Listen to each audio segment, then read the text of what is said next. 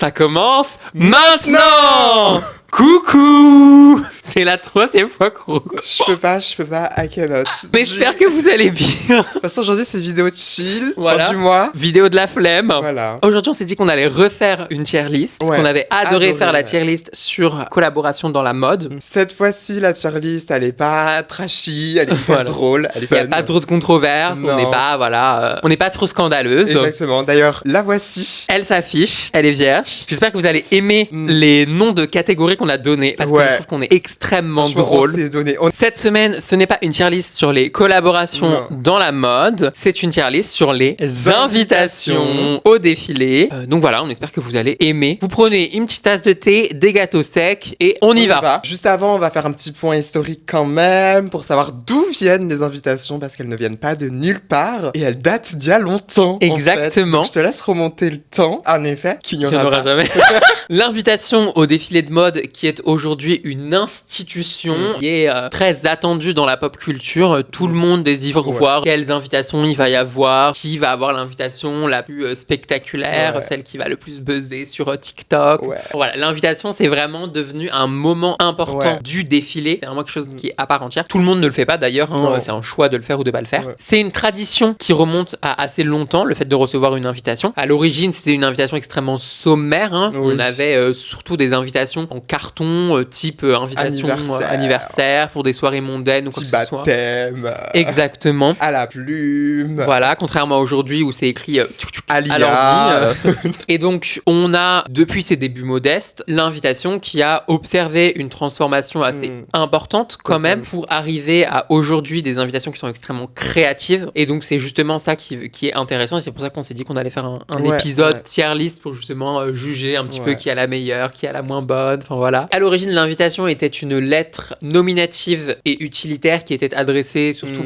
si vous voulez aller voir notre vidéo sur les défilés, sur Sur tout War. ça. C'est des invitations qui étaient pour essentiellement les acheteurs. C'est rite qui s'est structuré autour de la naissance du concept de défilé. Donc allez voir notre vidéo sur les défilés si vous ne l'avez pas vu. Notamment à Londres avec la maison Lucille aux alentours des années 1905 et à Paris au début du XXe siècle avec les grands noms de l'époque, Oui. Vionnet, Poiret, il y avait qui d'autre Enfin tous ces gens-là. Ça restait quand même une invitation très pragmatique Ouais. et ce au moins jusque dans les années 50. Une enveloppe avec un carton dedans et on s'arrêtait là. Avec la montée du concept de Fashion Week Ouais. post-Seconde Guerre mondiale, on va avoir de plus en plus de défilés et notamment des défilés prêts à porter à partir des années 70. On va avoir aussi à ce moment-là l'émergence du Big Four, donc Paris, Milan, New York, Tokyo, n'importe quoi. Paris, Milan, Londres, New York. Allez voir notre vidéo sur le concept de Fashion Week. L'invitation devient de plus en plus un rituel et devient indispensable pour les défilés. Avant, on pouvait s'en passer, maintenant, ce Non, n'est c'est impossible. plus possible. Ça symbolise à la fois quelque chose de prestigieux, puisque ça donne accès à un événement fermé, Ouais. très restreint. On a le côté très sélectif, élitisme, tout ça, quoi. Mais c'est vraiment à partir des années 90, Ouais. tes années préférées, que les invitations vont vraiment évoluer et Ouais. quitter un petit peu ce côté sommaire qu'elles ont depuis leurs origines et aller vers quelque chose de plus performatif, de plus innovant. Et on va avoir des créateurs qui vont rivaliser d'imagination pour concevoir de plus en plus des invitations qui soient spectaculaires, ludiques, enfin voilà, qui suscitent en tout cas des réactions. Des réactions, ouais. On a par exemple Margiela dans les années 90, on a Cristobal Balenciaga qui déjà dès les années 50 était un peu précurseur de tout ça puisqu'il envoyait des croquis de ses créations ou des découpes des tissus qu'il utilisait pour créer les vêtements. Jacques Mus, on va avoir Demna après chez Balenciaga. Enfin voilà, on va avoir tout plein de personnes qui vont justement faire des invitations un moment avant le défilé. Ouais. C'est pour créer une sorte d'histoire plus complète autour justement de cet événement un petit peu rituel. Il y en avait une qui l'avait fait, on en avait parlé dans une des vidéos, je sais plus laquelle. C'est Lucy Duff Gordon. Ouais, Lucille, ouais. Ouais, voilà, dans les débuts des années Ouais, 20e, 1900, ouais. voilà, c'est 20e siècle, qui avait commencé la théâtralité, tout ça, etc., et qui envoyait les programmes complets avec tous des trucs, des machins, des décorations, des machins. Et donc, c'est elle, en fait, entre guillemets, qui avait commencé au début du 20e siècle à faire quelque à chose lancer. vraiment des invitations plus intéressantes que c'est ça. juste un prénom Juste un écrit prénom, et une adresse. ça y est. S'il y en a qui se sentent visés, sentez-vous visés, genre. L'invitation vivons aujourd'hui dans un monde ultra digitalisé, marchandisé, marketingisé, publicité. Voilà, tous ces trucs-là est conçu vraiment comme un support de communication qui participe à la narration visuelle du show. C'est plus quelque chose de vraiment très marketing. Elle est notamment partagée sur les réseaux sociaux depuis leur création, permet encore plus de donner de l'actualité au défilé. Et ce qui crée aussi l'engagement auprès des personnes qui ne sont pas invitées. Exactement. Puisque du coup, elles attendent de voir cette invitation. Et puis parfois, il y a des invitations qui suscitent à des controverses. Et donc, du coup, ça permet de créer justement un engouement médiatique autour du défilé. Il y a une espèce de gentrification de l'objet où l'invitation devient véritablement un marqueur d'appartenance à une communauté particulière qui est celle de la mode, donc une communauté exclusive, fermée, élitiste, enfin voilà. Pour ce qui concerne l'invitation, on a depuis récemment une digitalisation qui est extrêmement importante et qui donc du coup a transformé aussi la manière de faire les invitations, puisque maintenant on va avoir les invitations dématérialisées, plans de salles virtuelles, les QR codes qui facilitent l'accès dans une certaine mesure parce que du coup c'est plus compliqué à truquer quoi. D'ailleurs cette digitalisation pose aussi la question un petit peu d'une perte d'un objet mythique de la mode. Et donc, ça pose la question de savoir si est-ce que l'invitation est vraiment importante, on doit conserver ce rituel-là, est-ce qu'on peut l'effacer au profit justement de la technologie. C'est des questions qu'il faut se poser. C'est aussi des questions sur à quoi sert l'invitation réellement. C'est vrai qu'il y a quand même un problème, enfin moi je trouve, c'est que genre on t'envoie par exemple des œufs, on t'envoie du pain, on t'envoie des pâtes. Et quand t'arrives au défilé, en fait, tu prends pas l'invitation, genre t'as ton QR code, il scanne, tu rentres. L'utilité, tu vois, aussi de faire ça, enfin genre en mode on a besoin du coup d'avoir un objet, de recevoir un objet pour être invité, mais on n'est pas obligé de le prendre, genre c'est juste une accumulation de quelque chose aussi. Enfin, après c'est la question de savoir si est-ce qu'il faut envoyer une invitation ou pas, tu vois. Ouais, c'est ça. Bon, après, et d'ailleurs je crois que sur TikTok il y a un monsieur qui collecte et qui conserve toutes les invitations de défilés qu'il a reçues et tout. Voilà, donc c'est parti pour l'introduction est finie, maintenant on passe à la tier list, guys. Le moment fun. On va se débarrasser de quelqu'un d'abord. Pour commencer, je vais débuter avec Jacquemus pour le défilé automne-hiver 2019 qui s'intitulait Le Meunier. Pour cette collection, Jacquemus choisit la miche de pain. Attention à ne pas confondre avec son invitation qui était la tartine. Là, je parle bien de la miche de pain qui est enfermée dans un linge blanc brodé au nom de sa marque comme invitation pour incarner à la fois l'esprit du terroir, la chaleur et la simplicité qui définissent son ADN créatif à l'époque. Le pain est un produit universel et familial et il fait un clin d'œil à la convivialité du sud de la France qui est très chère à Jacquemus. La miche est accompagnée d'une carte manuscrite qui invite à prendre le petit déjeuner avec lui, ce qui renforce l'idée d'un moment convivial, presque familial, de partage d'un repas. Cette manière de détourner le rituel de l'invitation en la désacralisant marque la prise de distance de Jacquemus vis-à-vis de l'univers froid et fermé des défilés de mode. L'objet est brut, comestible et populaire et ça affiche son identité profondément ancrée dans la culture du quotidien. Jacquemus veut faire des vêtements pour les personnes du quotidien et donc il conserve un imaginaire du quotidien. La carte manuscrite renforce le caractère personnel puisqu'elle est écrite à la main et aussi artisanale puisqu'on a l'idée de faire un geste. Le pain aussi lui renvoie à l'artisanat et donc on a ce lien avec la mode. Une invitation d'ailleurs qui annonçait déjà la manière dont le défilé allait se dérouler puisque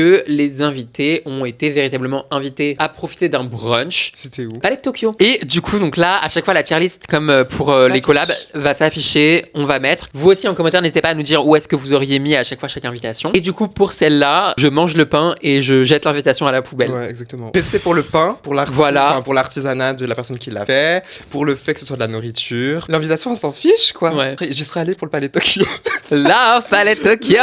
On n'est pas très intéressé par la marque de Jacquemus, déjà de base.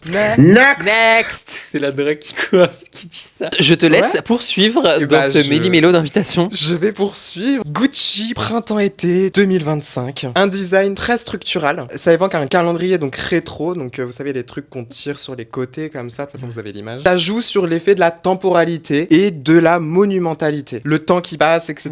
C'est la fin de quelque chose, c'est... le temps qui passe, l'écoulement, tout ça. Exactement. Donc en plus le fait de revenir revenir aussi sur du rétro. Bah, le retour du passé de l'ancien. La nostalgie des années 70. J'adore, moi. Le choix symbolise quand même une certaine importance pour la marque, puisque ça donne vraiment cette notion du retour à l'événement, donc c'est ce qu'on disait. Transformation de la simple invitation en objet de collection. On a besoin d'une ligne de temps, tout est tout le temps Ouais, le rythme. Enfin, voilà. Après, c'est des interprétations off. Oui, mais évidemment. Voilà. C'est aussi l'idée de faire de l'invitation un objet de décoration. Exactement. Qui peut être utilisé du coup, puisque c'est un calendrier. Gucci, quand ils ont décidé de faire ça, c'était vraiment pour mettre l'accent sur le visuel immédiat et la mémorabilité. Mais le devoir de mémoire. Ouais. Et ils veulent aussi affirmer quelque part un engagement et un positionnement quelque part créatif et luxueux en proposant ce design. Je la mets encore chez moi. Voilà. Donc c'est-à-dire que si je l'avais reçu, bon après il y a Demna, donc peut-être que. Voilà. Peut-être qu'il va nous inviter. Exactement. N'hésitez pas, Gucci. N'hésitez pas. Donc elle est encore chez moi. J'aime pas non plus sous scellé, mais en mode je l'utilise. Oui. On me donne quelque chose. Si on vient chez toi, on la verra quoi. On la verra. Voilà. Parce que déjà c'est pour l'utiliser, parce qu'on m'envoie un objet, donc je l'utilise. Ouais. Je vais enchaîner avec une maison que je ne porte pas du tout dans mon cœur. Décidément, j'enchaîne. Ouais, aujourd'hui Je vais enchaîner avec Louis Vuitton printemps-été 2022, qui à cette époque-là était sous la direction de quelqu'un que Joris adore, puisque c'était Virgil Abloh. Pour la saison printemps-été 2022, Louis Vuitton transforme l'invitation traditionnelle en un ensemble d'objets ludiques. Tout le monde n'a pas reçu la même invitation de ce que j'ai lu, donc détournant complètement les codes du secteur. Plutôt qu'un carton ou un objet d'apparat, chaque invité reçoit un jeu de société, donc beer pong, puzzle, paquet de cartes, enfin voilà, plein de trucs différents, où figurent les détails du défilé, qui sont à découvrir en manipulant l'objet. Donc c'est pas juste un objet où t'as inscrit dessus, faut vraiment prendre le truc. Ouais. Ce choix incarne l'esprit un petit peu espiègle et d'inventivité possédé à l'époque par son directeur Virgil Abloh, pour qui la mode doit rester un espace de créativité vivante, ludique. Donc vraiment on a cette idée que la mode c'est pas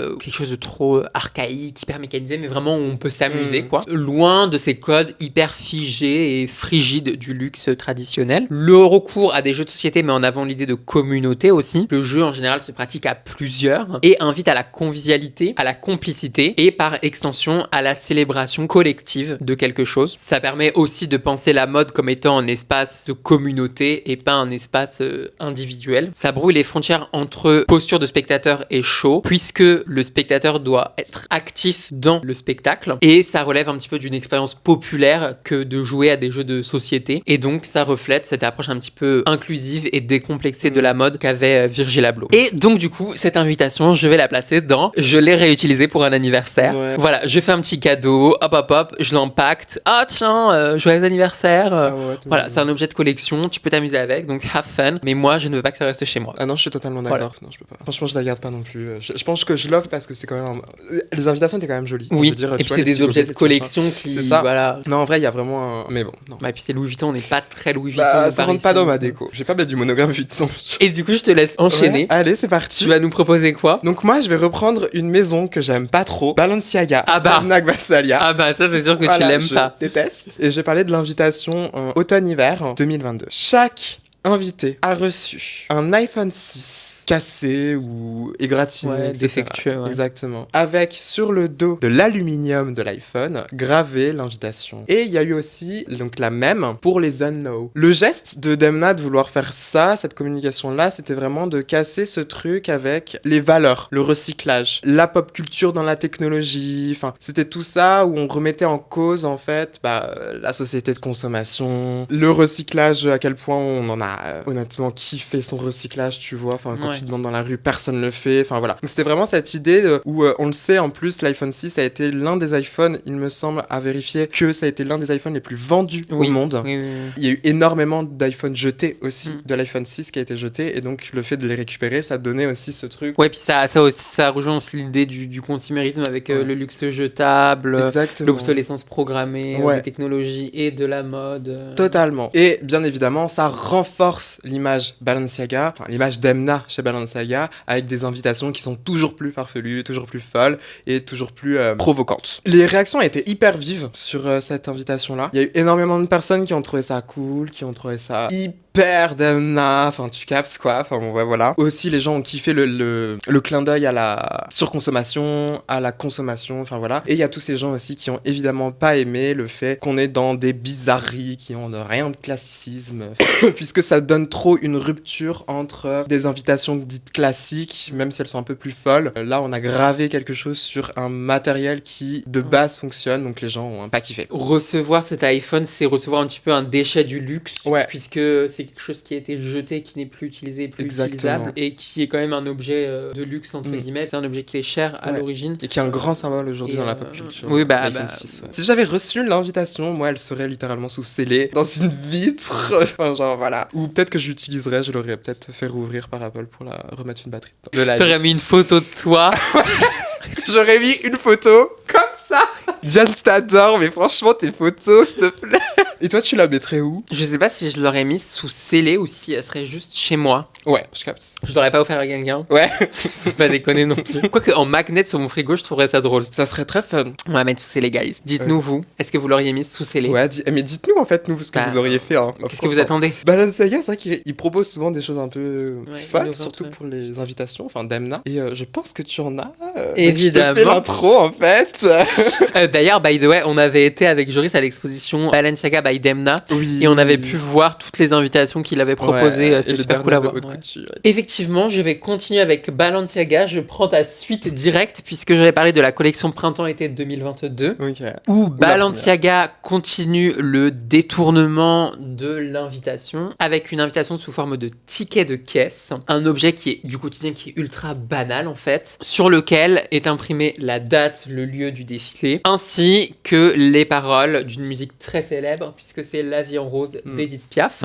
Donc ce choix, t'en parlais, mais il s'inscrit dans la tradition de subversion de Demna, en transformant un support vide de prestige, synonyme d'achat, quelque chose d'éphémère, de jetable, enfin voilà, en carton d'accès à l'un des événements les plus prisés, les plus médiatiques, les plus exclusifs, les plus attendus. Balenciaga questionne la hiérarchie des objets et efface les frontières entre trivialité. Le ticket fonctionne quasiment comme un manifeste anti-ostentatoire. Il exprime la volonté de faire table rase de la pompe habituelle de la mode pour revendiquer un attachement à la pop culture, quotidien de plus tangible pour les gens, mais aussi marquer une distance ironique avec les codes traditionnels de la mode et du luxe. L'ajout des paroles d'Edith Piaf accentue ce côté un petit peu poétique, joueur, moqueur, qui donne un petit peu un clin d'œil à la culture française. Et ce geste poursuit la logique radicale de la maison, montrer que le précieux ne réside plus dans la matière ou la sophistication, mais bien dans l'intention, la narration et la capacité de créer quelque chose qui n'est pas attendu à partir de quelque chose d'ordinaire. Et c'est totalement en phase avec l'ADN un peu iconoclaste de la maison et de la direction de Demna. Moi, sur mon frigo, en magnet moche sur mon frigo,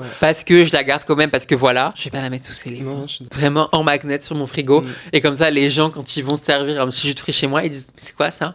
Et je dis, ah bah c'est une invitation pour un défilé Balenciaga. C'est écrit dessus, genre. Voilà, toi tu l'aurais mis où? J'ai dû faire une pause repas parce que j'étais en train de faire un malaise. Moi j'ai un avis assez... En fait, soit je le garde parce que je suis quelqu'un d'extrêmement matérialiste. Donc je vais la garder parce que, enfin voilà. Soit, et je pense que je pourrais le faire, mais peut-être 2-3 ans plus tard après avoir reçu l'invite, je l'aurais bien pris en photo, j'aurais bien déjà mis dans mon truc, etc. Je la jette. Ouais. Parce que genre en mode, c'est le but. Tu vois, je vais aller encore plus loin que la démarche de Demna, je vais l'acheter. C'est un ticket de caisse qui est entre guillemets fait pour être jeté, je le jette. Alors, moi je vais aller sur quelque chose d'un peu plus vieux. Pas tant que ça, mais un peu plus quand même, enfin une vingtaine d'années. Alexander McQueen. Qu'on adore ici. Qu'on adore, qu'on aime. Les Veuves de Culloden. Automne-hiver 2006. C'est une invitation qui est assez légendaire, enfin qui est devenue en tout cas extrêmement légendaire, pour plusieurs raisons, et on va vous les expliquer aujourd'hui. Elle s'accompagne vraiment d'un simple dépliant en noir et blanc, à la fois minimaliste et chargé en émotions. Vous savez, c'est un peu les dépliants, comme vous avez dans votre boîte aux lettres, les dépliants pour les pizzas, quoi. Exactement. Voilà. Là, tu ouvres, tu regardes, t'es là en mode... Ok,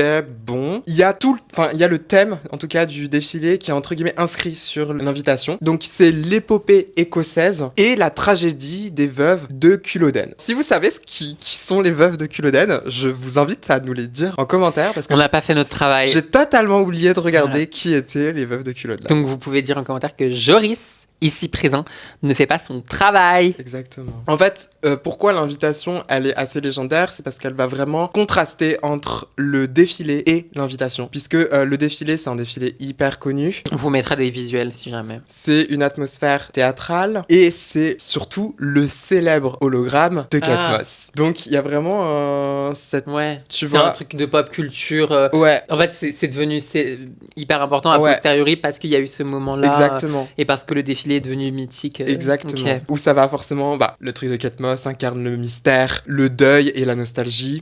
Puis la nouveauté aussi, puisque c'est la première fois qu'on a ça sur un défilé. Donc c'est encore plus marquant pour la pop culture. Ouais. Et en fait, du coup, il y avait vraiment cette volonté de représenter ce truc, pas comme un faire-part, comme un faire-mort. Oui, on dit en faire-part aussi. Hein. Ah, ok.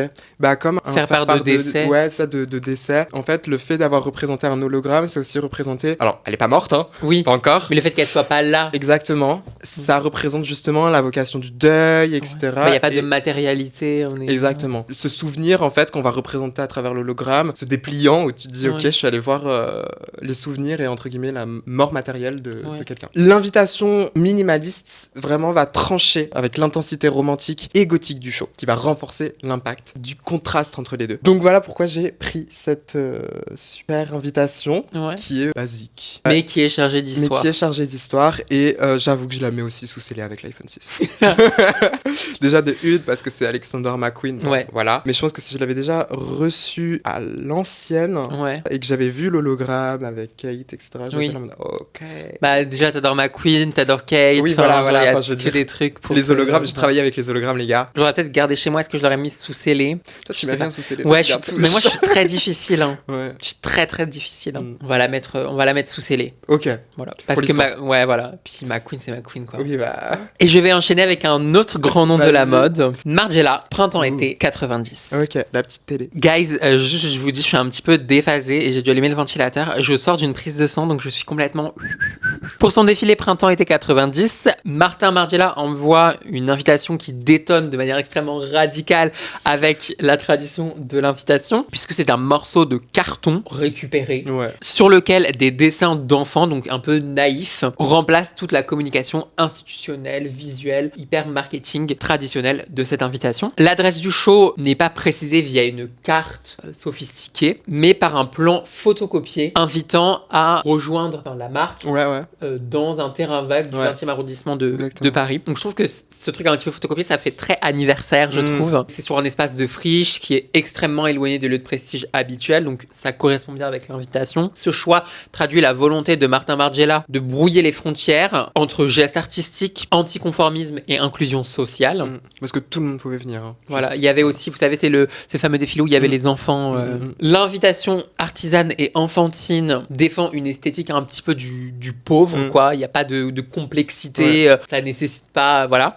Et du fait main, en opposition justement au raffinement bourgeois traditionnel du secteur. Elle établit une connivence secrète avec les initiés du cercle mode, tout en invitant à l'accueil de ceux qui habituellement sont marginalisés de la mode. En privilégiant la récupération, la fragilité matérielle et le détournement des codes, Margiela propose un acte qui est poétique et politique, désacraliser le luxe, valoriser l'ordinaire et ancrer la mode dans la vie réelle. C'est aussi une manière de rappeler l'esprit de la maison, qui n'est ni dans le spectaculaire, ni dans la possession, mais dans la réflexion critique, la subversion joyeuse et la liberté de créer. Cette invitation est d'ailleurs aujourd'hui conservée dans des collections muséales et est devenue véritablement un monument de l'avant-garde, puisque c'est un geste un petit peu underground par rapport à la culture mode. Surtout dans les années 90. Puis il n'y avait pas tant de créateurs qui osaient faire ce type d'invitation.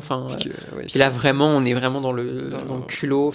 Juste, j'en ai rien à foutre, vous venez pas, I don't give a fuck. Genre, juste regardez les dessins et appréciez le dessin. Genre. Et donc, c'est pour ça, j'hésite entre eux. Elle est sous scellée, mais je trouve que ça exclurait. Moi, je suis d'accord, je suis totalement d'accord. Et donc, moi, ce que je ferais, c'est que je l'afficherais chez moi. Elle est là, genre. Genre comme si c'était un dessin de mes gosses. Ouais. Tu vois. De ouf. Je crois qu'on est sur la même longueur d'onde. J'aurais pensé vraiment pareil. Bah voilà. Ok. Je te laisse la parole. Et bah, allez, c'est parti. Je vais enchaîner avec Fendi, printemps-été 2021. Les pattes Rumeau. Très bonne pâte, hein. Très bonne pâte. Moi, je les adore. Ah non, mais très bonne pâte. Elles sont très bonnes. Et puis, c'est des vraies pâtes. Parce que les pâtes des autres marques, dont je ne citerai pas le prénom, là, qui sont épaisses comme une feuille de papier, c'est pas des pâtes. Hein. Arrêtez de nous prendre pour des imbéciles. Voilà. Fendi va choisir l'humour et la pop culture en envoyant tout simplement des paquets de pâtes Rumeau à ses invités. C'est des pâtes qui sont personnalisées puisque c'est des pâtes Fendi. Donc, en gros, il y a le F de Fendi dedans. Enfin, ok, je savais pas du tout. Hyper fun. Et donc, ça a été envoyé comme invitation, of course. C'est un objet qui surprend forcément par rapport à son décalage, par rapport aussi au fait que on peut littéralement bouffer l'invitation puisque on va manger du Fendi aussi. Enfin, tu manges littéralement, tu consommes la marque en fait. Tu la consommes véritablement. Elle rentre en toi, quoi. C'est ça. C'est un peu ça. Et est-ce qu'on a envie que Fendi rentre en nous ? Surtout des pâtes et tout. Donc il y a vraiment un décalage forcément avec l'industrie du luxe, avec ce paquet de pâtes. Oui. Parce que c'est juste un paquet de pâtes en fait. Mais ça incarne surtout en fait l'unité familiale italienne en fait. Stéréotype. C'est un stéréotype voilà extrêmement italien avec la famille, etc. Oui en fait faut savoir que à l'origine à l'époque, contrairement à aujourd'hui, ce qui est très drôle d'ailleurs et notamment en France, mais en fait les pâtes pendant très longtemps en Italie c'est un plat de luxe, ce qui est très drôle puisqu'en fait nous c'est devenu vraiment un plat plutôt pauvre. Et donc c'est vraiment les plats plutôt du dimanche où les familles se rassemblent. Nous on a le gigot d'agneau, le bœuf bourguignon et compagnie en France, la blanquette de veau, enfin bref tous ces plats là. Et en Italie, eux, c'était vraiment les pâtes qui étaient vraiment ce plat familial de réunification et tout. Et c'est pour ça que Fendi fait appel un petit peu et rappelle ce vestige de la culture italienne. Totalement. Cette invitation, elle est agrémentée d'une recette familiale d'ailleurs. De Silvia Venturini Fendi. Donc il va vraiment renforcer le storytelling autour de cette invitation, du partage, du quotidien. Puis en plus, c'était dans une période hyper particulière parce que c'était dans la période post-Covid. Et donc on avait vraiment cette volonté de recréer le lien avec l'autre. Donc c'est pour ça qu'il y a appel aussi à la famille, parce que il y a beaucoup de familles qui ont été séparées pendant la période Covid. Et donc là c'était l'idée de se réunir autour d'un bon plat de pâtes. Ouais, c'est clair. Donc voilà, leur volonté c'était vraiment de montrer quelque chose du quotidien, mais qui soit détourné de sa capacité aussi à apprendre quelque chose de simple et le rendre dans l'univers de la mode, plus désirable, etc. Plus dans ce truc-là. Je pense que vous l'avez senti. Bon, je vais pas les jeter parce que je veux dire, encore une fois, j'ai besoin de pâtes en fait. De manger dans la vie. Je vais prendre des pâtes, je vais les manger. Je vais prendre peut-être la recette quand même. Sinon, ce que tu fais, c'est tu mets tes pâtes dans un pot et tu jettes le paquet. Ouais, je pense. Ouais, mais il y a le truc Fendi, ça me fait chier. Je suis pas fan de Fendi. Enfin, c'est pas que je suis pas fan de Fendi. J'adore Fendi. J'adore l'ancien Fendi, mais c'est hyper problématique parce que Fendi, c'est de la fourrerie à la base. Et ici, on est contre la violence animale. C'est ça. Je ne veux pas participer quand même à cet achat de la fourrure, à ce commerce, etc. Et Fendi est quand même toujours dedans, puisque dans les autres pays où ils peuvent vendre de la fourrure, ils continuent. Et du coup, t'en fais quoi ? Ah oui, du coup, j'ai dit je la jette. Enfin, je mange et je jette. Ouais, ok. Moi, je vais vous parler de Diesel pour son défilé automne-hiver 2023. Hyper important quand même, juste de le souligner. C'est très important quand même, le sujet. Ouais. Donc s'il vous plaît... Warning, c'est important. Ouvrez vos oreilles, posez votre tasse de thé, posez vos biscuits secs et on est attentif à ce qui se passe. On est attentif, c'est important. Pour cet événement, Diesel et son directeur artistique, Glenn Ortiz...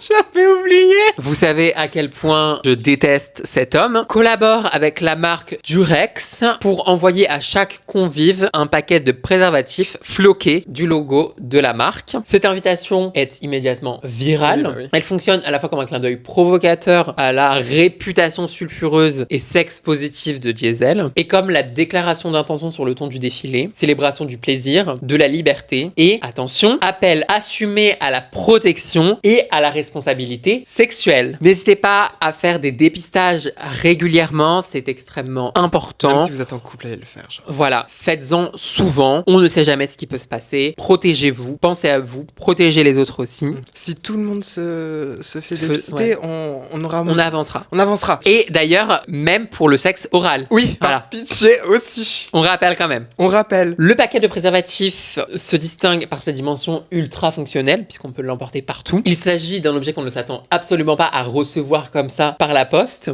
notamment dans l'univers de la mode, et dont la présence détourne l'imagerie habituelle des cartons d'invitation au profit d'un accessoire du quotidien. Ouais, qui devrait être un accessoire du quotidien. Exactement, n'est-ce pas les hommes? Chargé d'une connotation pop, un peu humoristique quand même dans ce contexte-là, et transgressif. Ce geste prolonge la direction artistique, je le disais, du sexe positif et inclusif de Diesel. La sexualité et la fête sont jubilatoires, mais vécues sans naïveté. L'invitation communique ainsi, avant même le show, sur l'état d'esprit, faire tomber les tabous, rappeler à l'ordre sur la protection et placer le plaisir au cœur du show, à la fois sur la scène, mais aussi à travers cette invitation. L'objet est aisément partageable en plus sur Instagram, donc extrêmement viral du point de vue de la communication marketing, et donc du coup, il remplit parfaitement sa fonction de teaser. Il crée l'événement, suscite des conversations, du débat, et positionne encore plus Diesel dans la culture populaire. Et du coup, alors, je sais pas comment placer le truc. Soit je le place dans je l'ai jeté parce qu'il a été utilisé. Soit je le place dans, soit je le mettrais dans sous-plexi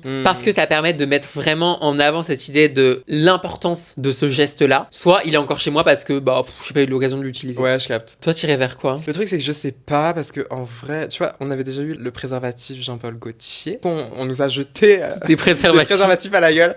Aujourd'hui, si on m'envoie des invitations, etc., je le jette. Enfin, je veux dire, elle sera utilisée, genre. Tu le jettes parce que tu l'utilises ou tu le jettes parce que tu... Non, parce que je l'utilise. Ok. Elle serait encore, en fait, chez moi. Il y a bien un moment où je vais l'utiliser, en fait. Okay. Donc, je l'utiliserai juste elle sera jetée. Si on m'envoie un objet en plus qui est utilisable, je vais pas, genre... Ouais, tu l'utilises. En fait, je l'utilise, c'est ça, exactement. Pour le Runaway, il y en avait partout. Il y en avait partout. Et j'en aurais récupéré, moi. Ouais. Et je les distribue, tu sais. Hop. Ouais, tu les distribues. Elle est encore chez moi. Donc, moi, je vais aller sur quelque chose d'un peu moins important, on va dire. Reigns, tout simplement. Ouais. Printemps-été 2024. C'était Happy Water. Je pense que vous l'avez tous vu sur TikTok. Elle a fait des millions, je crois même des milliards de vues. Ou tout simplement, le jour, en plus de Reigns, il a plu. Et donc, l'invitation était simplement un carton. Et en fait, tu le mets sous la pluie ou sous l'eau. Et tout arrive, quoi. Enfin, c'est un truc, genre, c'est un procédé chimique. Oui, voilà, ça. Et quand elle sèche, il n'y a plus de l'écriture. Quand elle se mouille, il y a l'écriture. Et donc, extrêmement drôle, puisque le jour où il y a eu le défilé, il a plu. Donc, les invitations étaient apparentes. Cette démarche, elle a vraiment l'initiative de mettre en avant le savoir-faire de Reigns, qui est spécialisé quand même dans les vêtements imperméables, donc un peu logique qu'ils savent faire ce genre de choses, mais c'était vraiment pour souligner vraiment qu'ils font ça et qu'ils savent le faire, quoi. Tout en soulignant bien évidemment la connexion avec un concept, de nouveaux matériaux et surtout un message aussi de dire que tout ce qui se voit est éphémère. L'invitation, elle va vraiment devenir un clin d'œil à l'identité de Reigns. Moi, c'est une invitation qui resterait chez moi. Je la mettrais sur mon frigo peut-être. Genre, je la mets sur le frigo, hyper drôle. Un endroit où elle va être mouillée, quoi. Et toi? Je sais pas, peut-être qu'elle aurait fini à la poubelle. Il y a un concept, mais visuellement, elle me saisit pas, quoi. Moi, je vais faire ma dernière. Dites-nous si vous voulez un autre épisode d'invitation. Je vais parler de l'invitation du défilé Schiaparelli Couture Printemps-été 2025. À l'occasion de sa collection Icar, la maison Schiaparelli, menée encore par Daniel Roseberry, envoie à ses invités une invitation un peu singulière. Une plume en métal doré, accrochée à un ruban de soie, glissée dans un coffret. Ce choix s'ancre directement dans l'imaginaire de la collection, nommée Icar, qui renvoie au mythe de cet enfant qui tente de s'échapper du labyrinthe en se construisant des ailes avec des plumes et de la cire, que symbole de l'audace, du rêve, mais aussi du risque, puisqu'il finit par tomber à force de s'approcher du soleil. De la lumière. La plume dorée incarne à la fois la légèreté, l'onirisme, la poésie, qui est quand même une composante importante de l'ADN Schiaparelli, notamment autour du réalisme. Ça fait aussi écho aux plumes qu'on retrouve dans la scénographie et dans le défilé sur modèle. Les modèles, ouais. Et elle est aussi un clin d'œil à la fascination qu'il n'y a pas, quoi. Ces trucs un petit peu conceptuels, un petit peu, enfin, voilà. Puis la plume et tout,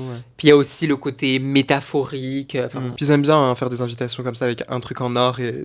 Offrir cette plume, c'est dans une certaine mesure inviter le spectateur à prendre un envol, à rêver de quelque chose et à franchir les limites conventionnelles et de ce qui est attendu, que vous le savez, surréalisme, donc c'est aller au-delà de la réalité. Ce geste fait de l'invitation bien plus que quelque chose de conventionnel, traditionnel, qu'elle devient une sorte de talisman, une allégorie narrative du défilé, qui prolonge l'expérience de l'invité jusque chez lui. Moi, je pense que peut-être qu'elle finit sous scellé. Ah ouais, carrément. Toi, tu serais mis dans quoi? Moi, je l'aurais mis sur ma table. En fait, moi, je sais pas. Est-ce que c'est une plume où je peux écrire avec? Ça, je trouverais ça iconique. Tu peux pas écrire avec. C'est le problème. Parce que si ça avait été une plume pour écrire, je pense, genre, j'aurais grave écrit avec, soit pour des pensées hyper romantiques, hyper amoureuses à mon amant, qu'on connaît tous. Sinon, genre pour des invitations un petit peu secrètes, underground, genre je fais une soirée. Et tu l'écris avec cette plume-là. Ouais, je capte. Tu vois, mais si je peux pas faire ça, bah sous-scellé parce qu'en soi, bah je vais pas m'en servir, tu vois. Ouais, non, je capte. Mais tout l'imaginaire derrière et tout le truc, j'ai envie de la garder. Donc. Mais moi, j'avais une question qui me surlipinait quand t'étais en train de parler. C'est une pensée qui n'arrivait pas à sortir de ma tête. Et il faut absolument que je te le dise. Rachida Dati, ça veut dire elle a eu la plume. Je suis trop énervé de la nouvelle. Non, parce que quand on a la super Rachida Dati qui vient à un super défilé de haute couture, etc., alors que la meuf, elle nous coupe toute la culture, elle en a rien à foutre, etc., et qu'elle est juste là à se pavaner. Mais retourne la vache. Enfin, je veux dire, Rachida Dati renoue la culture. Et pour clôturer cette superbe vidéo d'invitation, je me suis dit qu'on allait revenir sur un créateur dont on a déjà parlé, mais bon, il fait des trucs exceptionnels, donc on va pas... Si tu passes par là, on t'adore. Exactement. Donc là, vous avez le choix, soit entre Demna, soit entre Margiela. Bah non, ça peut être tous les autres aussi. Ah non, on a dit qu'on adore. Mais ça peut être McQueen. Margiela, printemps-été 2007. C'est tout simplement un petit Rubik's Cube tout blanc avec Margiela, maison Martin Margiela. C'est imprimé sous un style d'imprimante, une machine à écrire. C'est un clin d'œil à l'esprit forcément conceptuel et déconstructive de Margiela. Voilà, n'hésitez pas à aller voir notre vidéo sur Martin Margiela. Sur l'interaction ludique, physique de l'invitation qui reflète l'approche expérimentale que Margiela adore. Donc en fait, vraiment, tu peux tourner le truc. Ça m'étonnerait même pas que dans certaines invitations, il ait tourné le truc pour qu'on soit obligé de le faire. Bah oui, on n'était pas là. On n'a pas reçu. Je sais pas pourquoi d'ailleurs. Je veux dire, si les archives Margiela nous... Invitez-nous. Donc voilà, donc ce Rubik's Cube écrit à la machine à écrire est une manière aussi de Margiela pour provoquer, exalter aussi un certain mystère et une originalité qui est propre à la marque. Il y a un côté aussi très ludique du Rubik's Cube qui renvoie aussi à l'enfance, à la pratique. Enfin, il y a aussi un côté très motricité, tu vois. Ouais, totalement. Donc c'est hyper intéressant et puis ça renvoie aussi à l'idée d'architecture, de construction. Moi, je l'aurais pas mis sous scellé, je l'aurais mis vraiment sur ma table. Donc en fait, vraiment, il reste chez moi, quoi, parce que moi, je joue, en fait. Ouais, bah moi aussi, dans le décor, dans notre futur décor pour durant endroit du podcast. On aura évidemment le Rubik's Cube de Martin Margiela. Écoutez, on finit cette vidéo. Je profite d'ailleurs de finir cette vidéo pour vous montrer mon petit sweat. Ouais, de shirt. C'est un Jeanne Friot avec écrit Gender Anarchy, Out of the Closets and into the Streets. Donc sortez du placard et allez dans la rue. N'hésitez pas à aller faire un tour. On adore Jeanne Friot. Ce n'est pas du tout sponsorisé. Jeanne, on t'adore. J'ai acheté le pull. Il n'y a pas de collaboration, il n'y a rien. On met en avant son travail, évidemment. Parce que les valeurs de la marque sont incroyables. Donc... sociales et environnementales sont hyper importantes. Donc voilà. Jeanne, voilà, on t'aime. À toi, on t'adore. Et c'est avec toi qu'on clôture la vidéo. Voilà, évidemment. Écoutez, j'espère que cette petite tier-list vous a plu. Moi, ça m'a plu. Ouais, moi aussi. C'était fun à faire. C'était super drôle de revoir un petit peu toutes ces images-là. Puis voilà, ça sera pour un deuxième. Ouais, peut-être qu'il y aura un deuxième épisode. N'hésitez pas à nous le dire dans les commentaires. Après, bien évidemment, d'avoir liké, commenté, partagé. Oui. Et puis voilà. Ouais, puis voilà. On se retrouve pour la prochaine fois. Voilà, on se retrouve la semaine prochaine. Ouais, juste simplement. En fait, tout simplement. Parce qu'on est là toutes les semaines. On a eu pas mal de problèmes de vidéo, donc il y en a beaucoup qui nous ont signalé le son. Donc maintenant, normalement, tout est réglé. On a acheté du matériel pour pallier aux soucis. On a parfois des problèmes de vidéo. Les vidéos ne se postent pas. On ne sait pas pourquoi. On est très nul en technologie. Mais on vous promet qu'un jour, on aura des gens pour nous entourer. Voilà, et on aura une équipe. On vous promet que tous les mercredis à 19h, elles seront là. En tout cas, en attendant, on vous dit à la semaine prochaine. Et on fait des bisous. Slay!